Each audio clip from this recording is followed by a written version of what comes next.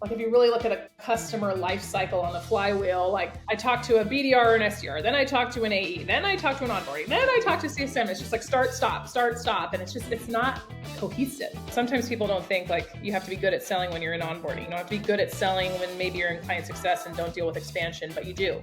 You're selling the entire time. Churn isn't just a CS problem at all.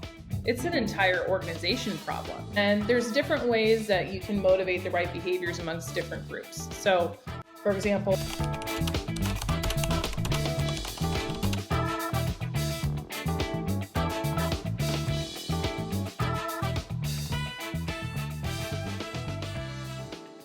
Chloe, how's it going? How are you? I'm good. How are you doing? Can't complain. Summertime, it's always good. Anyways, it's great to have you on the show. Before we start our official conversation around CS and what's happening in the space right now with AI and all the jazz, I want to get to know you a little bit better. So why don't you tell us a little bit about your background? How did you end up in this crazy world of, revenue, if you will, whether it's CS or just tell us about your journey. So. Yeah, sounds good. Well, I think like many, it kind of happened by accident. Definitely wasn't necessarily my intention to be a CSM or lead a CS org. I've never thought that would be the case for myself, but it definitely worked out in my favor. And a little bit more specifically about me, I would say that I'm a different type of unicorn in like the tech SaaS space, and the fact that I've been with the same company now for almost 11 years, which I'm very, very grateful for. I think in that time, it's felt like I've worked for probably 5 different companies alone, but been able to enjoy that journey with many of the same faces that I started with. So I started as a client success manager. A lot of things evolved with the current company that I'm at. And yes, now I'm the head of customer success. I have teammates all over the globe, which is wonderful, from customer success to onboarding to technical product support, website design, you name it, anything post-sale. I've definitely gotten some experience under my belt with. So it's been a fun, wild ride. This is amazing. I think that's important to start this conversation with, Houzz. Like they're doing something right that they, kept you around for over a decade. So just share their secret. Like why are you still with them? Like, I'm really curious to know that. Yeah. And it's interesting, like I'm not the only one. If you were to kind of talk to different people who are at Houzz today, the tenure that you'll find is pretty incredible. Like even for like salespeople to operations, like across the board, it's really unique that it's not uncommon to find someone who has been with the company for 6, 10, 11 years. It's actually kind of normal. And I think what has made that part of our culture and what's made it so successful is, there's a few things, right? Like, of course, it's the people. Everyone always talks about, people being a foundation to why you're happy at a company and why you enjoy coming to work, even if it's coming to work on Zoom. But the people are just phenomenal. Really great, amazing, thoughtful leaders, thoughtful individual contributors. And there's this really great like cohesiveness of everyone really working together towards the same mission, which is great. Like I can, Slack a product engineer who will answer my question that I'm getting from a rep within like 30 seconds. And, I can go and talk to someone in data science to pick their brain on something. Like everyone just works really cohesively together. I think the other thing that makes me excited and why I've stayed at Houzz for so long is the product. We've definitely evolved over the years. Like I said, I feel like I've worked for 5 different companies in that time, but I have a bit of a personal connection to what we do too. So if some of the listeners aren't familiar with Houzz is a platform for remodelers, designers, home remodeling professionals to really be an end-to-end solution. So Houzz started many years ago, just kind of trying to connect local professionals with homeowners in their area to help them with the project, which is still part of what we do today. But over the years that evolved into now, we provide really incredible business management solutions from, building estimates and schedules and talking to subcontractors and making a seamless experience for homeowners. And for me, why that's so personal is my father was actually a residential architect. My first job was working with him, right? Answering the phones and learning about it. And I think why I enjoyed it so much is I saw the struggle too, right? Like Hmm. I remember my dad sitting downstairs in his office with my mom, and they both worked at his company together. And I remember like it was sometimes a struggle to pay the bills, sometimes a struggle to get the projects, and a struggle to pay their employees. And it was like feast or famine. Like sometimes it was great, but I was really attracted to Houzz because I saw the why, and I connected with the mission quite a bit. I love that. Like, I think maybe that's a bigger reason. I don't know, maybe not. It's great to work with great people, but Mm-hmm. it seems like the company keeps evolving, and that's why you Yes. guys been around and being successful. Yeah. But most importantly, you understood the pain. It's like Yeah. literally being a founder because you try to solve a problem for yourself or someone really close, and it turns to obsession. You're like, hey, I Mhm. just cannot drop it, although it's hard, although I have to put on more hours. And it sounds like again you had this background, those memories, and Yeah. being close to your father, and actually starting your career in that space helped you still along the way. All right, Yeah. let's have a conversation that everybody's like has been asking, and I wanted to hear Mhm. from your perspective right now, looking at the macroeconomics and what's happening in the space. I believe you had a post about sales being best when it partners with CS. I don't know Yeah. if you can recall it. Yeah. Not just hand off customers. I sold it. I sold the vision in my head and hand it over. So let's talk about that. Like, what's a good handoff actually? What's a bad handoff?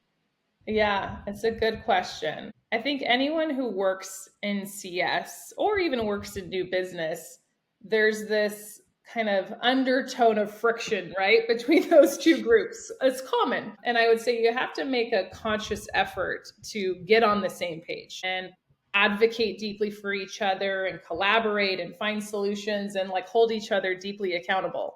And fortunately, we've definitely done that with where I'm at now. But it took a while to get there. So the reason why I actually had made that post was, everyone right now is going through probably a ton of different product demos, looking at their tech stack, making sure that they're fully optimized for productivity, efficiency, looking at AI and not wasting their time doing silly things. And as I was sitting in this call with this individual from a totally different company, I was like, just knocked my socks off, like blown away how good that conversation was. And I think like the thing that stood out to me the most is like this was a big deal for this guy. Like this would be a pretty significant contract size, and it didn't feel like he was selling. It just felt like we were talking, and I could tell there was like this genuine empathy and care um, of not just trying to close a deal, but like doing right by his customer. And I think sometimes we miss that a little bit on the new business side. And there was this just really great, healthy balance there. And I could tell that throughout our conversation, it wasn't just, well, let me tell you about the features, let me kind of speak to your pain and how I'm going to solve them, but a deep commitment of like, I'm going to get you the best onboarding rep that I have. And this is their name, and this is why I'm going to hand select them for you. And this is why they're great for you and your company. And I'm going to be there with that handoff, and I'm going to hold them accountable, and I'm going to make sure you're happy. So it wasn't just, I didn't feel like once we signed the deal, we're gone and now I'm with somebody else. So it's just like that continuity of the relationship and a very authentic conversation. That was amazing. But yeah. This is really relevant and interesting because right now, look at the stats. Like most of our audience are VP sales, CROs, sales enablement leaders, and Mhm. this is really top of mind. Everybody wants to do things on their own. We buy our Yes. cars right now. You go to Tesla, ordering it online. So Yeah. people don't want to talk to salespeople, Yeah. and there's a good reason behind it. Like Yeah. information is more accessible. We got burned in the past. You know, someone sold a lie to us, or maybe just I don't know misinformed us, or most importantly just wasted so much time Right. walking through that buying process with them. Hey, Yeah. book a time with someone who has no idea and authority, and then go for the next person who's going to gatekeep information, and it sounds like again this individual did a fantastic job building a Mhm. relationship with you from day one, and Yep. they delivered what they promised. Yep. So what did they actually do correctly Hmm. after actually before and after the handoff? I understand like they gave you a promise, they had a great Yeah. conversation. Yeah. What are some of the steps that they actually tactically took to Yeah. earn your trust?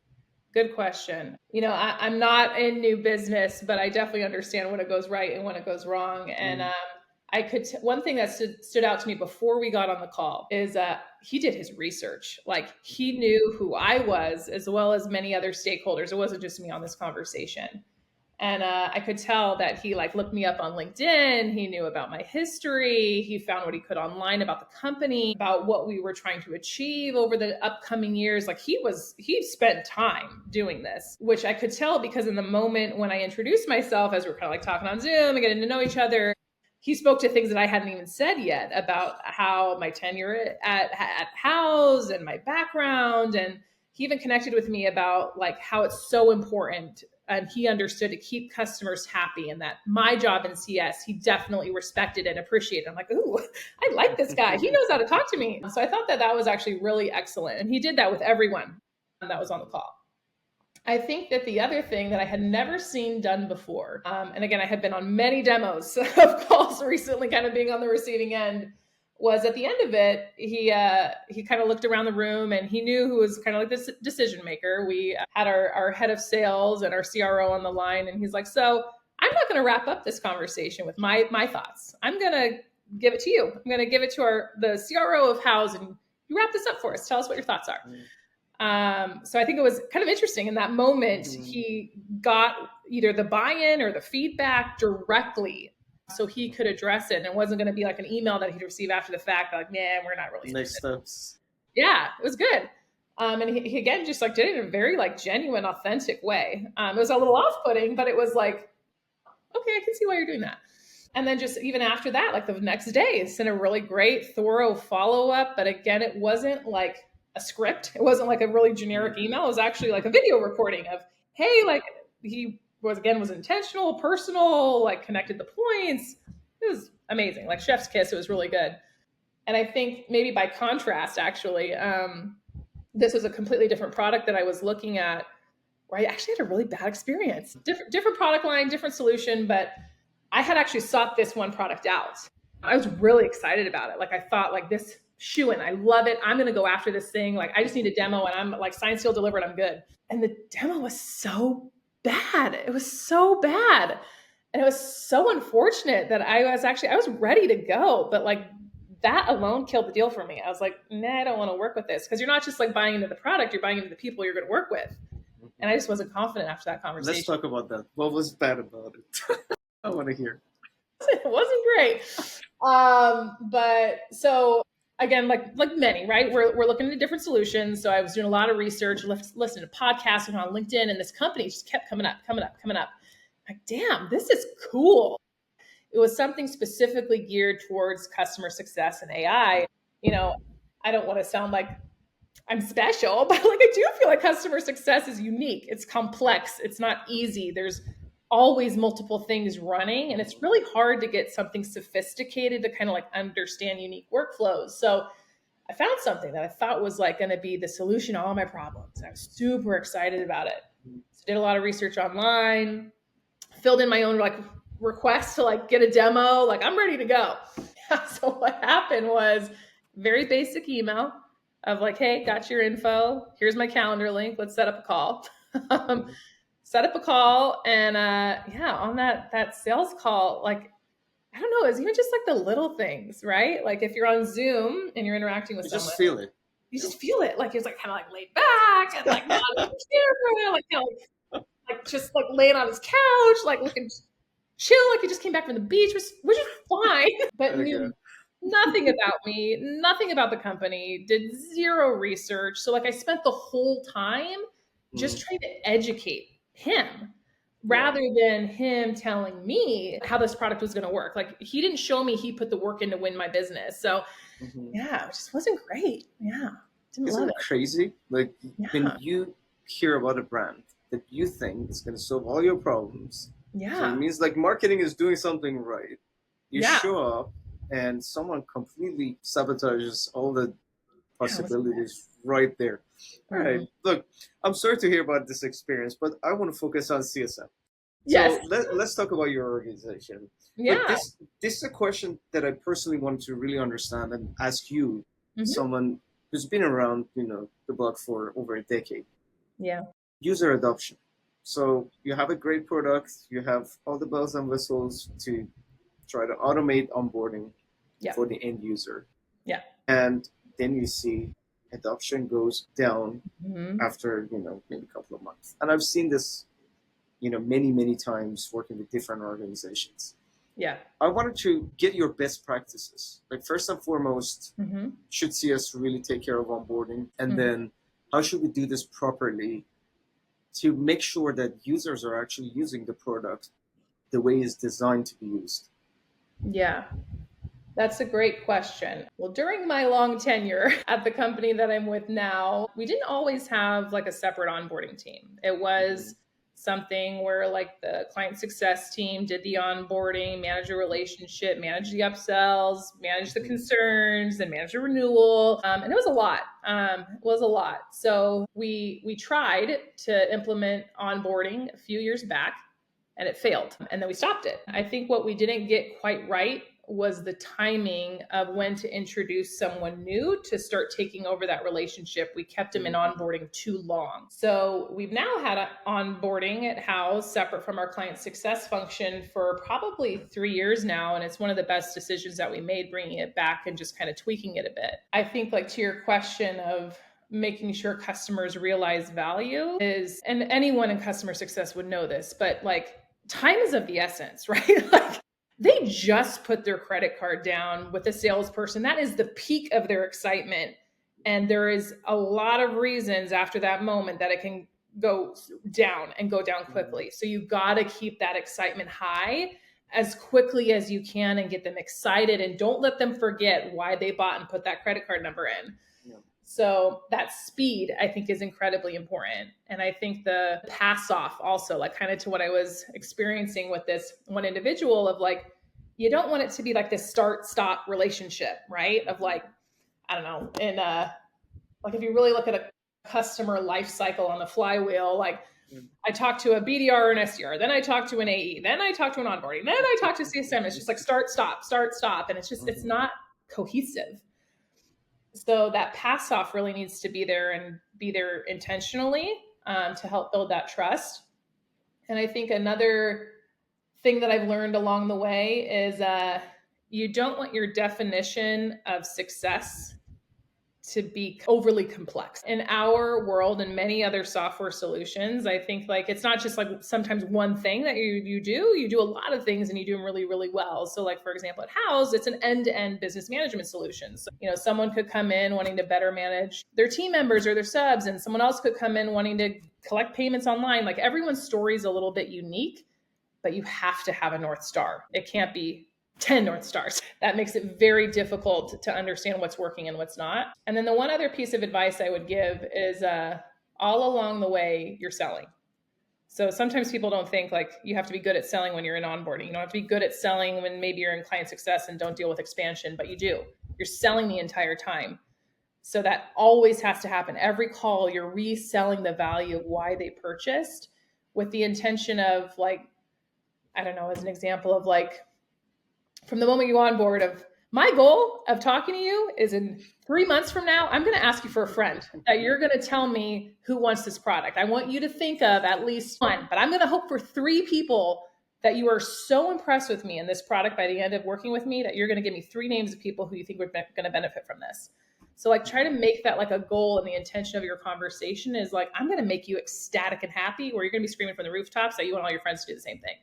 Like that's the goal, right? So yeah, that's a This little bit is about really actually no very, very important points, and I want to get back to them. that. Mm-hmm. Your first point, I completely agree with you. You said, look, all this hands off from BDR, SDRs to AEs to onboarding to CSM. And that experience itself can really kill the momentum, because as a user, as a client, you're like, what the hell is going on? Who's my point of contact? Who should I even reach out to when I have a problem? Yes. And that itself tells the biggest story. Like everyone needs to work together to make sure the experience for the buyer is actually a positive one. Yeah. But the second point that you mentioned is also very important.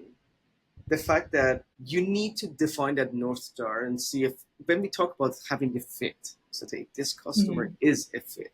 So there are use cases, like especially with companies like Houzz, like you guys been around, you know success stories, you know what defines really success, and Yeah. what success really means to the buyers, to your users and clients, and Right. communicating that to see if you have that alignment. And Right. then when you have that definition, really focus on that one. Don't try to expand to so many other different directions. I'm really curious to ask a question actually about this one right now. Hmm. So how do you make sure that there is alignment between sales and CS when it comes to defining that North Star, the main one, the core value you guys offer? And what happens? I want to hear actually real stories if you have one to share. Have you ever seen this actually get misaligned? Like someone actually sold something else, and then the client already paid, and they are in. You got the check. They are in, Yeah. especially if it's a larger deal. So, do you Yeah. have any stories you can share and how you guys actually navigate, handling the situation? Sometimes, no, all the time.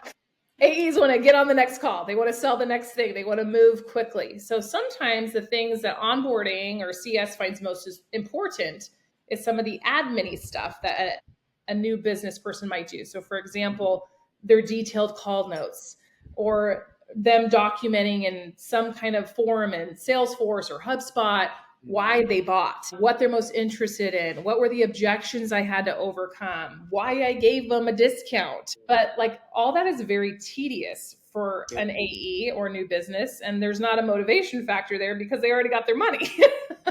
Yep. So that is something that we've learned a lot through and adapted through. And I think, like, again, like kind of to this world of AI, everyone's talking about it. But really, when you break it down, like, that's stupid. Why are you asking your team to document all these things manually? Just use something a little bit more sophisticated where 100% of every sales call, you have a short summary of what's going on, why they bought, what were the objections, and you don't have to keep going back and asking Michael, like, what did you talk about on the call? Why is he so upset? Then I give you my hypothetical story just to Yeah, protect my. yeah. Or like, I don't know, like we were in a world for so long where we would spend time just researching, like looking through notes, looking through Yeah. cases, trying to listen to the call. And it's like, God, that is such a time waste. Yeah. Where like do something a little bit smarter. Like stop wasting time doing that. And I think like the other thing is you got to build this culture of connectedness between new business and CS. And some of the ways in which we've done that are like every kickoff meeting we do every month, like new business is in mine and I'm in theirs. Like they know to expect, like I'm going to come in, I'm going to give them all the good and the bad and like the ask that I need from them and same in return. Like we got to keep working together. And even things of like, I don't know, our product can be very complex and we move really fast at Houzz. So, which is one thing that I really love, but sometimes it's difficult to like stay up to speed on all the nuances. So we even have Slack groups of, hey, let me ask you about this like feature, and we crowdsource information and knowledge amongst each other. So now there's buy-in from new business. So like, I'm here to help you. I'll give you these answers as quickly as I can. So there's no reason that you shouldn't close that deal. I mean, we're all just bought into it. So there's a lot of different ways, but you got to have a really tight like feedback loop together. Yeah. Do you believe your reps burn leads practicing on client calls? When it comes to giving them one-on-one coaching sessions, you just don't have the bandwidth, so you get rid of them altogether? Or maybe you notice that your team spends a lot of time on non-revenue tasks like taking notes, updating CRM, or drafting emails? These are the exact challenges we solve for other revenue leaders like yourself. With SellMeThisPen AI Coach, you can offer your reps role-play sessions at scale while automating one-on-one coaching sessions based on your best practices and methodology. Also, AI will take care of all their non-revenue tasks, like note-taking, CRM updates, draft the email for them, so they can focus on constant improvement while you're focusing on one thing and one thing only: revenue growth. If you're interested in learning more about the clients we are working with or use cases that might be beneficial to you, check us out at SellMeThisPen.ai. So let me ask you a follow-up question. Yeah. I think I read another post that you shared about owning churn. Look, at least my experience, sales always gets more love. Like that's a sad reality. I'm sorry, but especially like if you look at anything before 2 years ago, before people actually, stop like spending tons of money on software and try to overcrowd their stack. Who really should own churn? Because if the handoff is a problem, but I want to just understand, like, who actually owns churn in your organization? Is it CS org? Is it the sales org? Because bringing new logo, everybody celebrate, but what happens when clients actually drop? Yeah, everyone should own it, in my opinion. And we're getting there. We're getting there with Houzz, because churn isn't just a CS problem at all. It's an entire organization problem. And there's different ways that you can motivate the right behaviors amongst different groups. So, for example, maybe in new business, although they hate this, and any leaders listening, like, they'll come after you and hate you for it. Clawbacks, I think, are effective. I think it gives some intentionality and some buy-in. Like, you're going to sell the right thing. And if you're not selling the right thing, or if you're selling it and you're not keeping it, that's just going to hurt you down the line. Like, your brand reputation, the referrals that you'll get, like people's confidence in you. It's all going to come back to hitting your paycheck, even if you don't think it will right there in that moment, in that day, positively.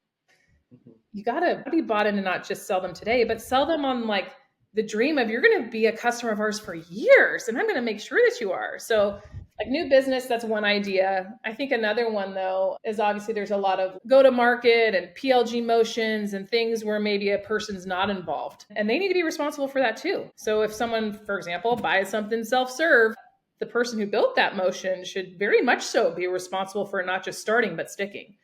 Because otherwise, what's the point? What is the point? You overall want to just get your ARR in a healthy position, not just keep churning and burning. It's just, you're going to get in this endless cycle and you're never going to get anywhere. So yeah, in my opinion, everyone should be responsible for retention. Yeah. This is really cool. I didn't think about the PLG, motion side of things, because it's so easy, again, if sales make a mistake, like with all the tools we have right now, it's very easy just to really notice those problems. Hey, you just oversold it, and right now we're in trouble delivering it. Yeah. But PLG, who should be responsible for that? This is interesting, but I want to see, like, in practical sense, how should we really hold people accountable? Like, is it something that, again, a CEO or CRO should, really, enforce? Like, how do you really build this mindset for everyone to really be accountable? Because you cannot point finger at someone and say, hey, maybe you did a bad job delivering, or maybe product was not sticky. How should we even diagnose and then hold people accountable for their actual results? Yeah, it's not easy. It's not, and I'm not going to claim that it is. And I think, again, like anyone in CS knows, that sometimes things in CS don't move quickly, or you can't get buy-in fast enough, because CS by nature is complex. You don't see results of changes you make immediately. You got to wait maybe even a year. And I think that that's something like someone who's the head of revenue at a company, they have to be okay with that. They have to be okay with not seeing like the immediate wins, but also measuring the long-term success cycle. And I don't think many leaders are of that mindset yet.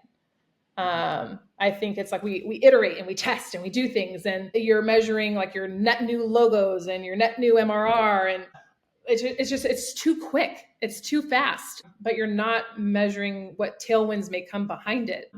And it can be pretty dangerous, in my opinion. It can be pretty damaging, because I think what I've learned, and with different companies that I've interacted with and different subscriptions I've bought, I would imagine like the PLG motion obviously is a lot higher volume, right, than the person-to-person sales cycle. So the impact to a brand is that much greater. The impact to the confidence of your customer and your product is that much greater. There's a greater responsibility to be even better, or otherwise it's not going to be good.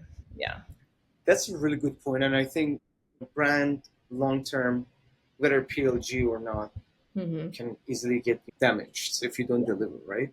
Yeah. But looking at what's happening actually in the market, I think we should be crazy not paying attention to how we actually keep our clients, because bringing new logo is hard. That doesn't mean that, okay, we don't need sales organizations. I mean sales, like, yes, I get even excited about those new conversations and all that stuff. But if we don't deliver, we see right now, again, top of funnel really generating quality top of funnel is harder than ever, and most people don't even want to talk to you, right? Yeah. So where do you get your very high quality, leads? For us, at least, it comes through word of mouth. It comes through referrals that you just mentioned earlier. It comes through the fact that I have some real success stories that I can share, even if outbound is the motion that I'm, choosing to share with people, rather than just like, we are the best in the industry. We got G2 reviews. Everybody loves us. No, why do they love you? What's the impact of what you actually offer them? What problems you solve for them that they couldn't actually solve on their own? Right. So I think, again, paying attention to see, to me, it should be already top of mind for everyone looking at everything that is happening around us. I actually want to ask tactical questions here. Tactical question for myself. I want to learn from you. You start a great relationship with a client, and client got a large end user base. So it means like people might actually interact with the product differently, because although you can offer tons of onboarding and modules to learn, but you still have to deal with frontline managers or people who actually reinforce usage for certain tools. After onboarding, everybody's adopting, everything is great, and then you see usage, going down. I found it really, really difficult to get back people on the right track, even if you remind them of their goals and what they're trying to do. I wanted to hear from your experience. Have you ever, I'm sure you faced, such experience. Although the handoff was great, the promise was delivered, you see just that usage, drops. So what is the first thing that you actually look for? Is it the product maybe is the problem? The communication is the problem? Maybe we don't support them really well. Maybe some internal problems they have.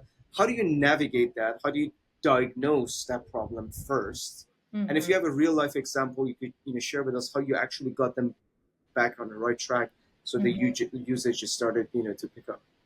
I think it could be any one of the things you mentioned, or it could be a combination. It could be, like something failed in the product, they had a poor experience, something changed within their business that you just didn't know about, or there was some communication breakdown, like they were waiting for some feature for so long and didn't even know that you ended up having it. And so it could be just so many different things. But I think that one of the most important things for any business is to know where a customer stands. And to be honest, like I probably of a unique group that like I don't love NPS. I don't love that as like a core KPI. And I don't really love like a customer satisfaction rating. Like I don't really love those. It's just a fluffy thing. I don't love those surveys, because it's like, even for me, I'm in this, right? Like I should be more intentional about like acknowledging people who do really well, or just do their job great, but I don't. So I think what we see is we see the extremes. We see the overly elated happy, we see the extremely angry, and we're missing out on all the in between. So I think that if you're not investing in some kind of like health score, right? Like it's a pretty traditional thing to do nowadays, you should, or like a customer experience score, or something where there's some inputs of, regardless of like you getting on the phone with them or not, if they're good. And it's hard. Again, like it requires a lot of different groups kind of coming together, whether it be data science, inputs from customer success, inputs from sales, operations, revenue teams. But like, it's not possible to talk to everyone. It's not even possible for everyone to see your cool product tour or your email marketing. Like, you're not going to touch everyone. So you have to figure out some way to know like their usage. Is their usage dropping? Is it increasing? Even something just so basic, like when's the last time they logged in? Yeah. If you don't know the answer to that question, that's probably a big concern.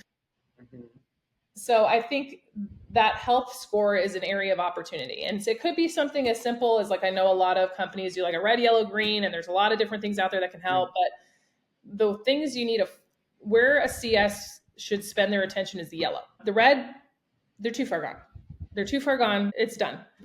You need to get more out of the yellow and into the green. So like, don't even focus on the green. Like they're happy. They don't need you. They're fine. Like they probably would think you're bothering them if you just call them out of the blue. Like they're good. Like leave them alone. But focus on that yellow area and get less people out of that bucket is where people should spend their time. Yeah. That's interesting. I never actually look at it this way. Okay, you got the red ones, just let it go. Just let it go.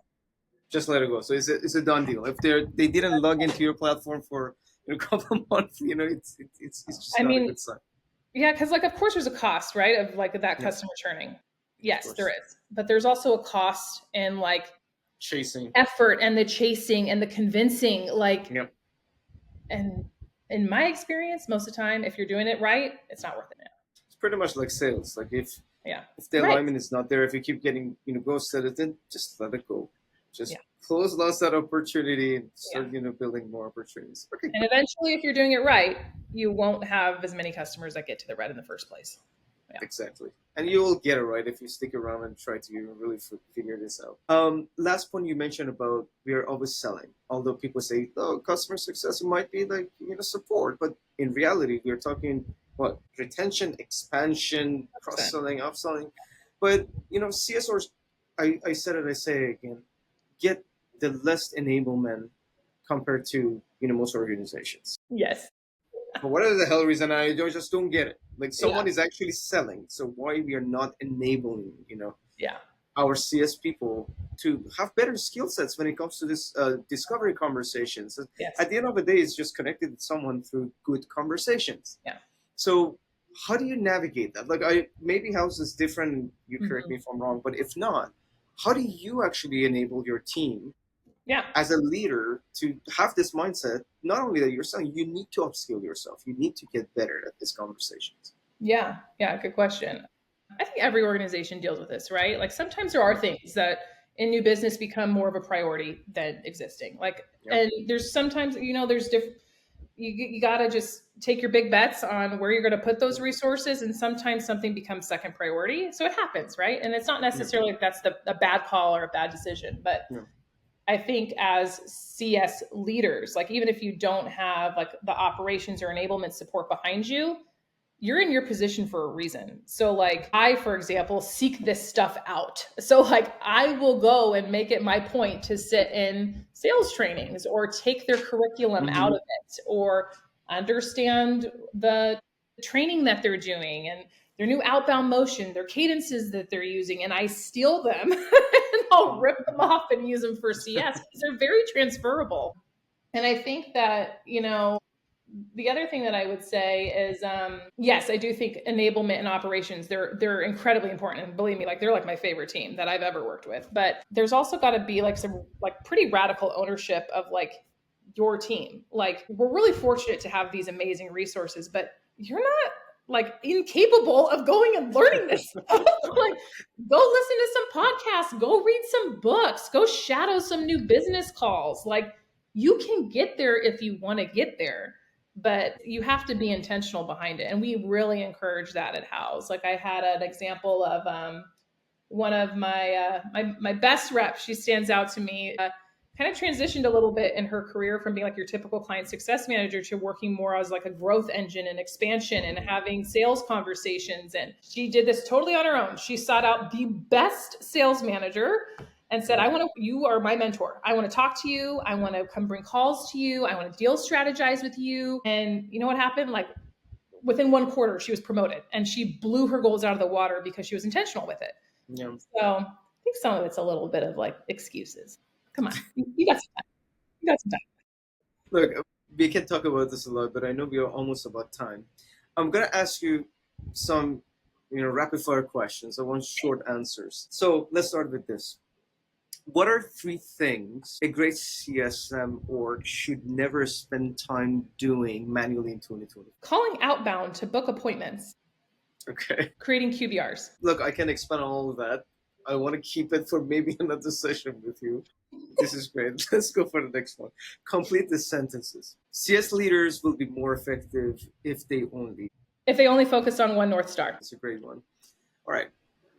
Instead of SellMeThisPen, so pick this company name called SellMeThisPen, because that was the first interview question someone asked me, 10 odd years ago.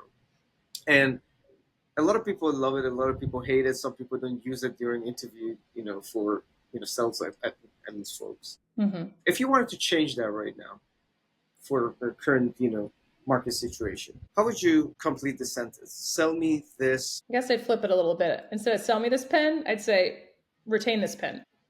I love it. There you go. You're good. That was a good one. Oh man.